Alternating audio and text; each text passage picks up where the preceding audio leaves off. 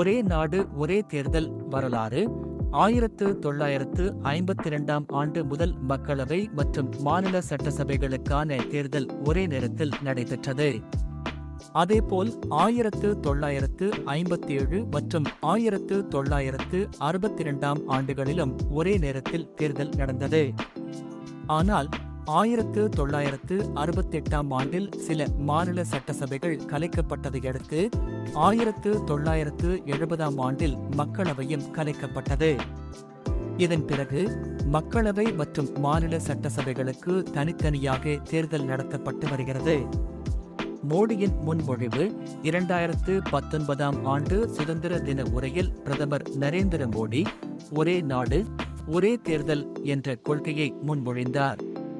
இதை ஆய்வு செய்வதற்காக முன்னாள் குடியரசுத் தலைவர் ராம்நாத் கோவிந்த் தலைமையில் ஒரு உயர்நிலை குழு அமைக்கப்பட்டது. இந்த குழு பல்வேறு ஆய்வுகளை மேற்கொண்டு மார்ச் 2024 மாதத்தில் குடியரசுத் தலைவர் திரௌபதி முர்முவிடம் அறிக்கையை சமர்ப்பித்தது. மசோதா உருவாக்கம் இந்த அறிக்கையை அடிப்படையாக கொண்டு ஒரே நாடு ஒரே தேர்தல் மசோதா உருவாக்கப்பட்டது. மத்திய அமைச்சரவை டிசம்பர் 2024 12ஆம் தேதி இந்த மசோதாவுக்கு ஒப்புதல் அளித்தது. மசோதா தாக்கல் மற்றும் எதிர்ப்பு டிசம்பர் 2024 17 அன்று மத்திய சட்டத்துறை அமைச்சர் அர்ஜுன் ராம் மேக்வால் ஒரே நாடு ஒரே தேர்தல் மசோதாவை மக்களவையில் தாக்கல் செய்தார். எதிர்க்கட்சிகள் குறிப்பாக காங்கிரஸ், திமுக, திரிணாமுல் காங்கிரஸ் உள்ளிட்ட பல கட்சிகள் மசோதாவுக்கு கடும் எதிர்ப்பு தெரிவித்தன. வாக்கெடுப்பு மற்றும் முடிவு மசோதாவை நாடாளுமன்ற நிலைக்குழுவுக்கு அனுப்ப வாக்கெடுப்பு நடைபெற்றது. மின்னணு வாக்கெடுப்பில் மொத்தம் 369 எம்பிக்கள் வாக்களித்தனர். இதில் 269 எம்பிக்கள் ஆதரவு தெரிவித்ததுடன் 198 பேர் எதிர்ப்பை பதிவு செய்தனர்.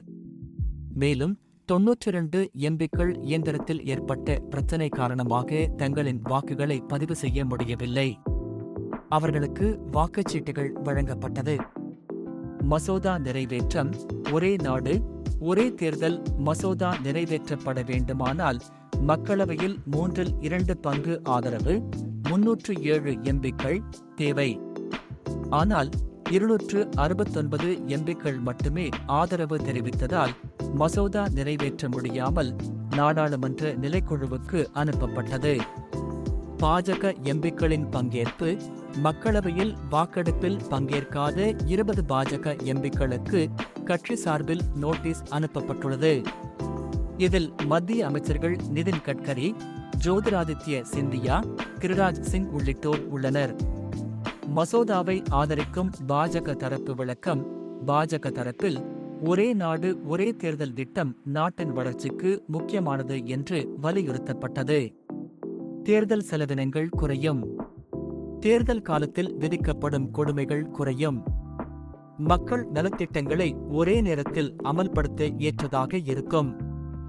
எதிர்க்கட்சிகளின் நிலைப்பாடு காங்கிரஸ் மற்றும் இடதுசாரி கட்சிகள் மசோதா கூட்டாட்சி தத்துவத்துக்கு எதிரானது என்று தெரிவித்துள்ளன. மாநிலங்களுக்கு உரிய அதிகாரங்களை பறிக்கிறது என்பதையும் அரசியல் சாசனத்தில் நிகழ்ச்சிகளை உருவாக்குகிறது என்பதையும் சுட்டிக்காட்டின. மக்களவை குழு பரிசீலனை மசோதாவை முழுமையாக ஆய்வு செய்வதற்காக நாடாளுமன்ற நிலைக்குழுவுக்கு அனுப்புவது முடிவு செய்யப்பட்டது. இந்த குழுவின் பரிந்துரைகளுக்கு பிறகு மசோதாவுக்கு திருத்தங்கள் செய்யப்பட்டு மீண்டும் தாக்கல் செய்யப்படும்.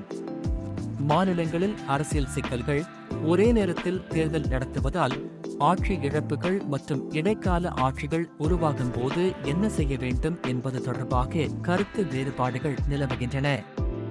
அடுத்த கட்ட நடவடிக்கை மசோதா தொடர்பாக அனைத்து கட்சிகளின் கருத்துக்களை உறுதி செய்யும் வகையில் நாடாளுமன்ற நிலைக்குழு விரிவாக விவாதங்களை நடத்தும். அதன்பின் திருத்தப்பட்ட மசோதா மீண்டும் மக்களவையில் தாக்கல் செய்யப்படும். சர்ச்சைகள் தொடரும். இந்த மசோதா இந்திய அரசியல் மற்றும் கூட்டாட்சி அமைப்பில் மிகுந்த தாக்கங்களை ஏற்படுத்தக்கூடியது என்பதால் இதற்கான விவாதம் இன்னும் நீடிக்க வாய்ப்பு உள்ளது.